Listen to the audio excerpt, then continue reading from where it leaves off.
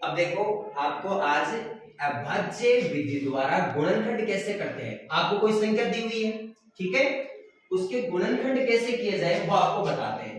तो आपका देखो इसके अंदर चौथे प्रश्न का ये जो 8वां है इसमें कितना है 9216।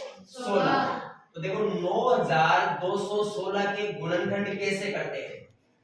तो देखो गुणनखंड करने के लिए क्या करते हैं, सबसे पहले आपको इसमें 2 का भाग देना है। अगर 2 का भाग जा रहा है तो दे दो, अगर 2 का भाग नहीं जा रहा तो उसके पश्चात किसका देंगे 3 का।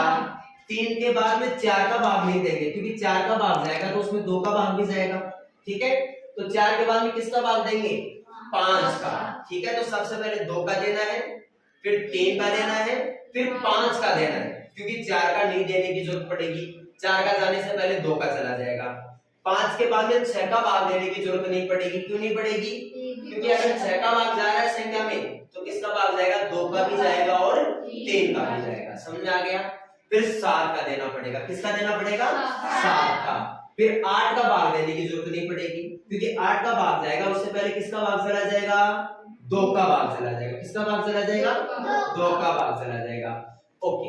फिर किसका भाग देने की जरूरत पड़ेगी 9 का भाग देने की भी जरूरत नहीं पड़ेगी, क्यों 9 में 3 का भाग जाता है, किसका भाग जाता है 3 का, इसलिए 9 का भाग जाने से पहले 3 का भाग चला जाएगा। 10 का भाग देने की भी जरूरत नहीं पड़ेगी, क्यों 10 का भाग जा रहा है तो उससे पहले उसमें किसका भाग चला जाएगा 5 का, ठीक है ना।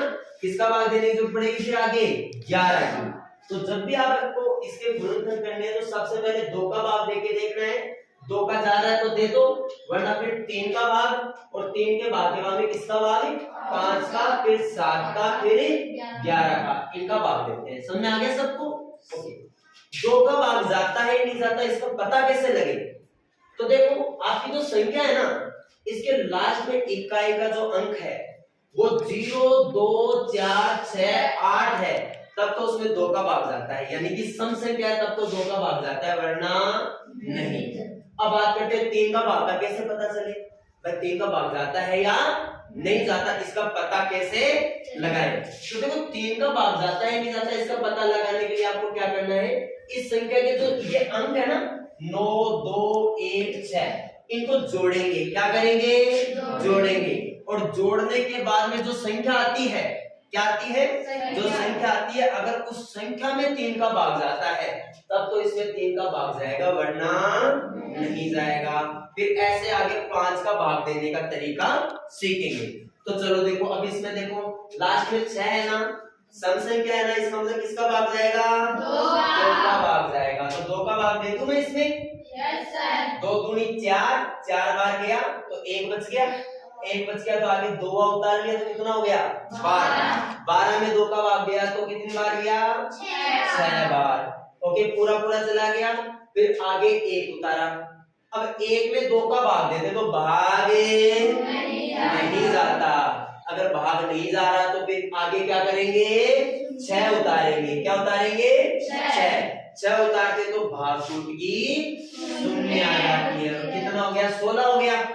अब 16 में 2 का भाग जा रहा है कि नहीं जा रहा, जा रहा है, कितनी बार गया 8 दूनी 16।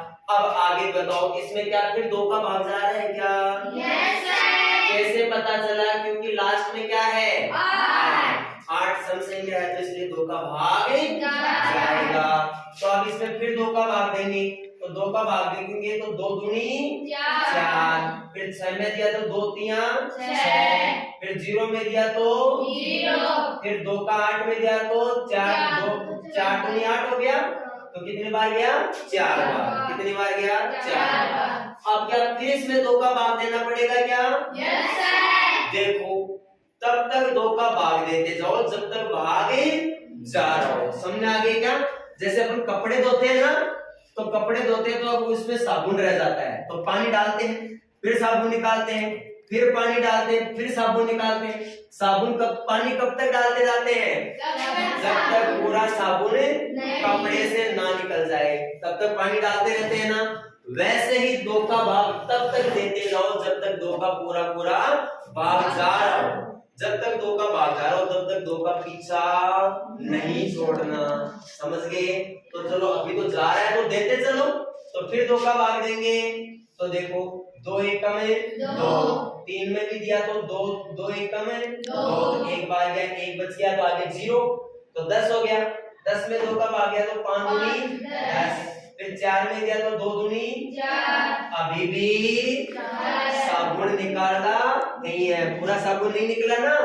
वैसे ही क्या करना है, अभी तो पानी डालते जाओ जब तक पूरा साबुन ना निकल जाए। अभी 2 का भाग जा रहा है ना, तो 2 का भाग देते जाओ जब तक 2 का पूरा भाग जा रहा है। तो चलो 2 का भाग देंगे फिर से, तो कितनी बार गया, 5 दूनी 10, 5 दूनी 10, 11 में 2 का भाग देंगे तो कितनी बार गया, 5 बार, 5 दूनी 10, एक बच गया, आगे क्या उतार लिया 5, तो कितना हो गया 15, 15 में 2 का भाग दिया तो कितना आ गया 7 दूनी 14, एक बच गया तो आगे 6 उतार लिया, तो 6 में दिया तो कितनी बार गया 6 दूनी 12, 6 दूनी 12, अभी भी 2 का जा रहा है, आज तो इसमें 2 का भाग जा रहा है, देते चलो।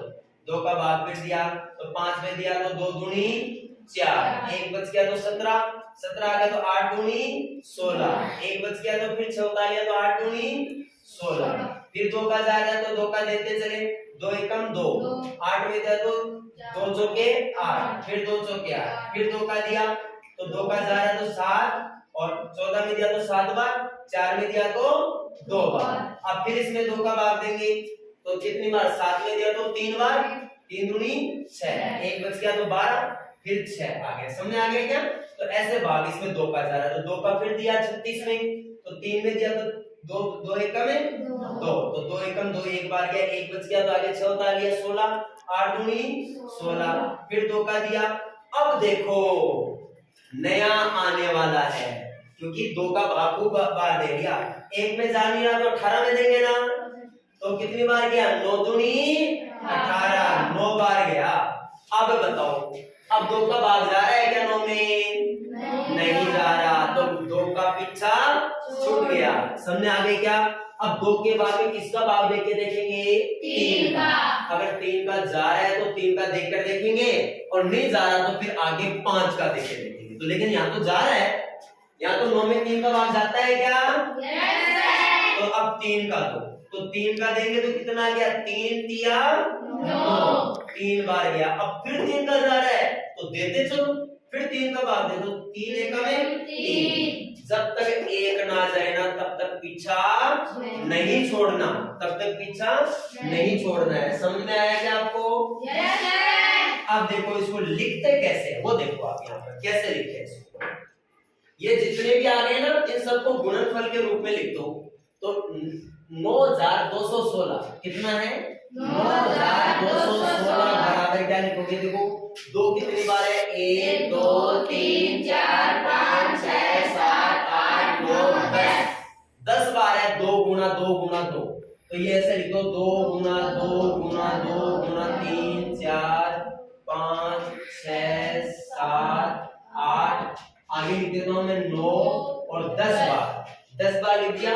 फिर आगे क्या है, 1 और 2 बार क्या है 3, तो एक बार तो 3 है और ये दूसरी बार 3 है। इस प्रकार से इनके क्या कर सकते हैं, अभाज्य गुणनखंड के रूप में इसको लिख सकते हैं। आगे बात समझ में। लेकिन अगर आपको इसका वर्गमूल निकालना हो, क्या निकालना हो, वर्गमूल, तो इसका वर्गमूल निकालना हो तो अपन आगे वाले स्टेप में इसके अंडर रूट लगा देंगे दोनों साइड, तो 9216 का अंडर रूट लगा दिया, और इधर अंडर रूट किसका लगा देंगे, इसके पूरे का बराबर, इसके पूरे का आगे वाले पार्ट के पूरे का अंडर रूट लगा दो, तो कितनी बार, 10 बार, तो 2 लिखना है, तो मैं एक बार लिख देता हूं यहाँ पर, 3 बार लिख दिया, ये 4 बार, ये 5 बार, ये 6 बार, ये 7 बार, ये 8 बार, ये 9 बार और ये 10 बार, और फिर आगे 2 बार क्या है 3, तो ये 3 गुना 3। तो देखो अंडर रूट जब भी निकालना हो किसी भी बड़ी संख्या का, कोई बड़ी संख्या है उसका अंडर रूट निकालना, भाई अपन को 30 तक तो अंडर रूट अपन सीधा निकाल सकते हैं क्योंकि अपन को पता है,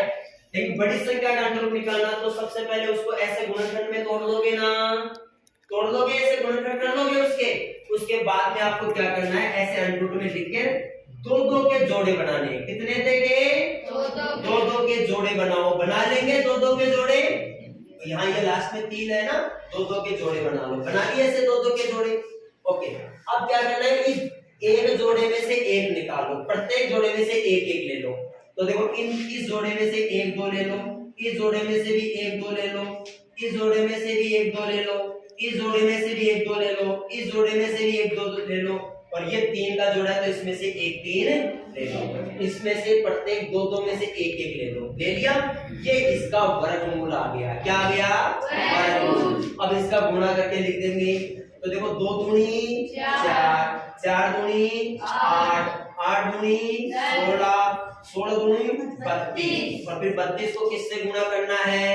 3 से, तो 32 96, 32 96। तो इसका 9216 का वर्गमूल कितना आ गया? 96। आगे क्या बात समझ में? इस तरीके से अपन कोई भी संख्या के गुणनखंड कर सकते हैं और उसके वर्गमूल ज्ञात कर सकते हैं। ठीक है, तो चलो इसको आप अपनी कॉपी में नोट करें।